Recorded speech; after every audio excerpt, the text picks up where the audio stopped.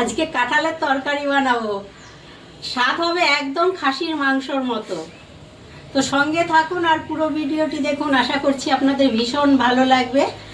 আর এটা খাসির মাংসর স্বাদ আনার জন্য দেখুন কি নিয়েছি, খাসির চর্বি। খাসির চর্বি দিয়ে আজকে এঁচড় রান্না হবে। আমার সঙ্গে থাকুন আর পুরো ভিডিওটি দেখুন, আশা করছি আপনাদের ভীষণ ভীষণ ভালো লাগবে। এবার হাতে একটু তেল মাখিয়ে নেব আর বটিটাতেও একটু তেল মাখিয়ে নেব, তারপরে এঁচড়টা কেটে নেব। সব সময় এঁচড় কাটার সময় হাতে আর বটিতে তেল লাগিয়ে নেবেন, তাহলে আঠাটা হাতে লাগবে না।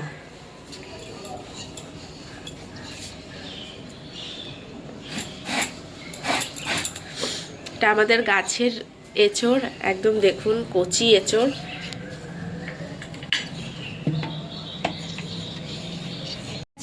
এবার এঁচড়টা সিদ্ধ করে নেব। আর এঁচড়ের জন্য আদা পেঁয়াজ রসুন কেটে নিয়েছি, আর সাথে একটা টমেটো, একসাথে সব কিছু পেস্ট করে নেব। এবার আলুগুলো ভেজে নেব।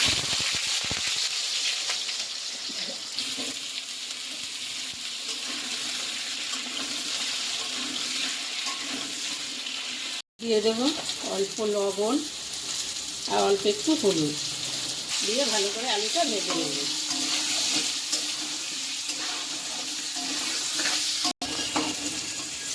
আলু ভাজা হয়ে গেছে, তুলে নিচ্ছি।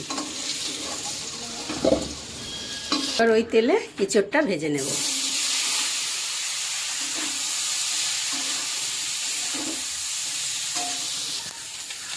এঁচড় ভাজা হয়ে গেছে, এবার নামিয়ে নেব।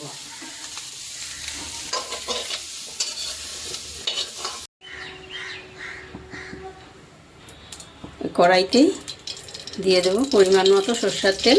তেল গরম হয়ে গেছে, ফোড়নের জন্য নিয়েছি গোটা গরম মশলা, তেজপাতা, শুকনো লঙ্কা আর কয়েকটা গোটা গোলমরিচ দিয়ে দেবো।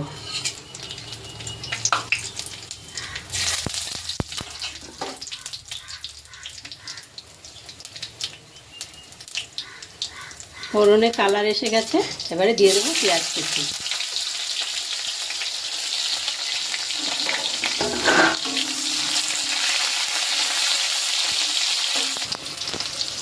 এবার দিয়ে দেবো খাসির চর্বি।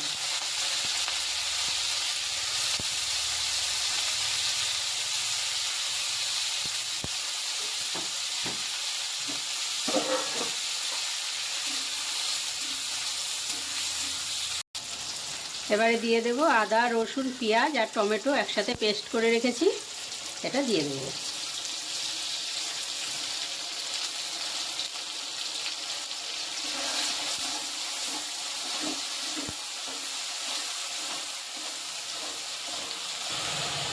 এবারে দিয়ে দেবো পরিমাণ মতো লবণ, জিরার গুঁড়ো 1 চামচ, হলুদ 1 চামচ, ধনিয়া গুঁড়ো 2 চামচ, লাল লঙ্কার গুঁড়ো 1 চামচ। এবারে ভালো করে মশলাটা কষিয়ে নেব। বন্ধুরা দেখুন মশলা খুব সুন্দরভাবে কষানো হয়ে গেছে। এইবারে দিয়ে দেব ভেজে রাখা আলু আর এঁচড় একসাথে রেখেছি।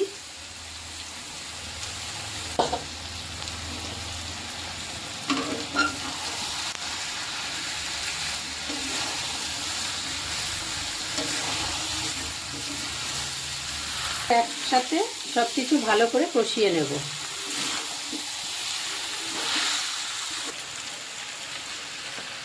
মশলা খুব সুন্দর কষানো হয়ে গেছে, এবারে ঝোল দিয়ে দেব।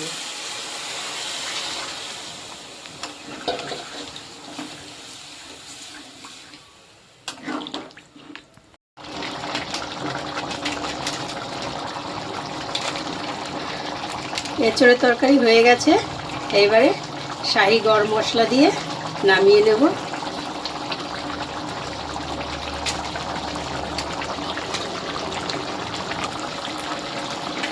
তো বন্ধুরা দেখুন একদম খাসির মাংসের মতো কালার এসেছে, এবার নামিয়ে নেব। এই অবধি ছিল আজকের ভিডিও। আশা করছি আজকের ভিডিও আপনাদের ভীষণ ভীষণ ভালো লেগেছে। ভালো লাগলে লাইক কমেন্ট শেয়ার আর আমার চ্যানেল এখনও সাবস্ক্রাইব করা না থাকলে অবশ্যই অবশ্যই করে আমার চ্যানেলটি সাবস্ক্রাইব করে দেবেন।